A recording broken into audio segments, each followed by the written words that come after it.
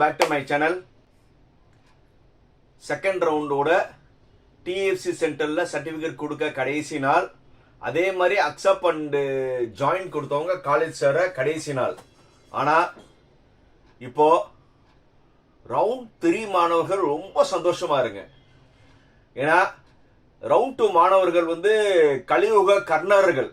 என்னது கலியுக கர்ணன் மட்டும் கிடையாது, கர்ணன்னா ஒரு ஆளு. இவங்க கலியுக கர்ணர்கள் தான் சொல்லணும். ஏன்னா எல்லாருமே பரந்த மனசு. நம்ம எதுக்கு ரவுண்ட் 2ல நல்ல நல்ல காலேஜ்லாம் நம்ம எடுத்திருக்கோம், நமக்கு தேவையில்லை. ரவுண்ட் 3 மாணவர்களுக்கு நல்ல காலேஜ் கிடைக்கட்டும்னு பரந்த எண்ணத்துல இருக்காங்க. ஏன்னா இன்னும் குழப்பத்துக்கு வேற என்னென்ன பேருக்கு எல்லாமே இருந்து ரவுண்ட் 2ல நல்ல காலேஜ அவங்க நினைச்ச காலேஜ் வரல, பட் நல்ல காலேஜ் வந்திருக்கு. புரியுதா?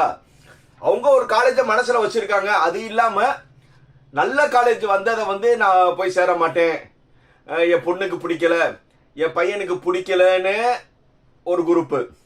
இன்னொன்னு, ரொம்ப நல்ல காலேஜில் சீட் வந்தாலும் எனக்கு இந்த குரூப் பிடிக்கல. ஏன்னா ரொம்ப நல்ல காலேஜில் ஃபர்ஸ்ட் ரவுண்ட்லேயே குரூப் முடிஞ்சிருச்சு. செகண்ட் ரவுண்டில் என்னென்ன குரூப் இருக்குன்னு அவங்களுக்கு தெரிஞ்சுதான் வச்சாங்க.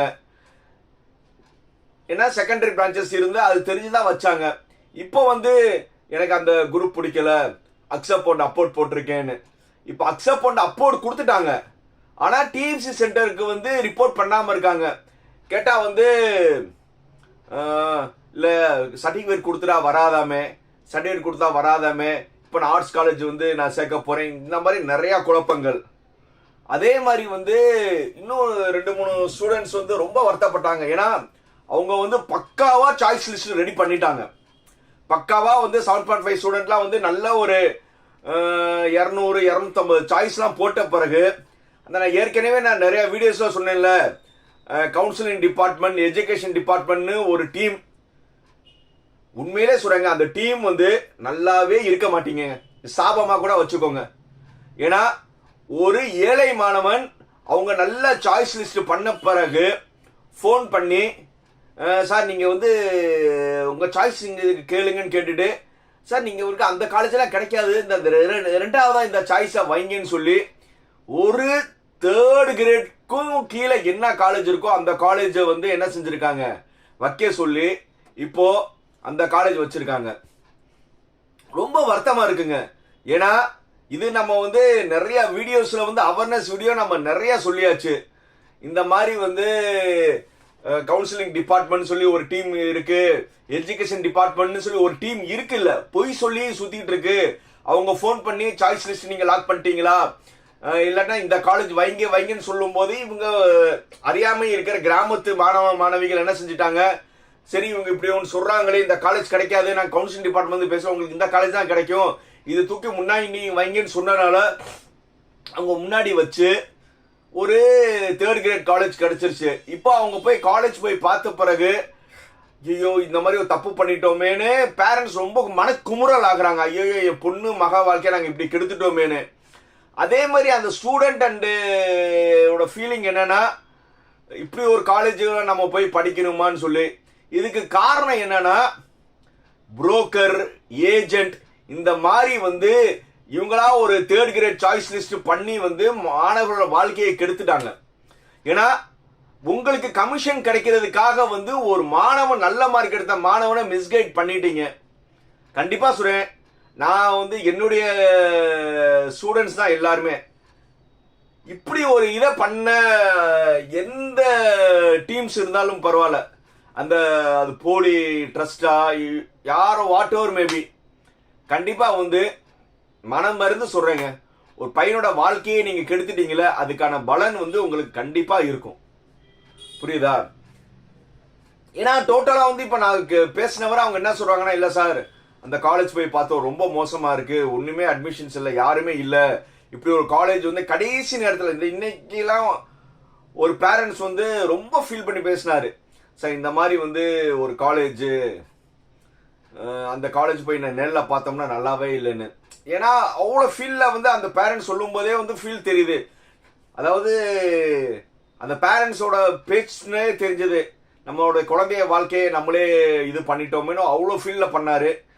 நான் என்ன சொன்னேன், முன்னாடி ஒரே காலேஜில் குரூப் போட்டிருக்கீங்களே, ட்ரை பண்ணீங்கன்னா கடவுள் இருக்காரு, மேபி நல்லது நடக்கும் தான் நான் சொல்ல முடியும். இப்போ கடைசி நாள், இப்போ உங்களுடைய மைண்ட் செட் என்னவா இருக்கும்னா, அக்செப்ட் அண்ட் ஜாயின் பண்ணவங்க நீங்க காலேஜ் போய் சேர்ந்தே ஆகணும்.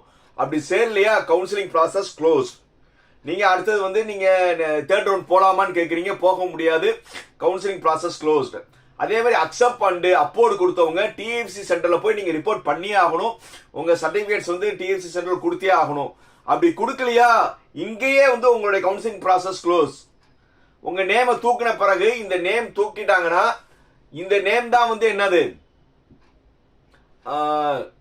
அக்செப்ட் அப்போர்டு விட மிச்சம் நிறைய பேர் வெயிட்டிங்கில் இருக்காங்களா, அவங்களுக்கு சீட் அலர்ட் ஆகும்.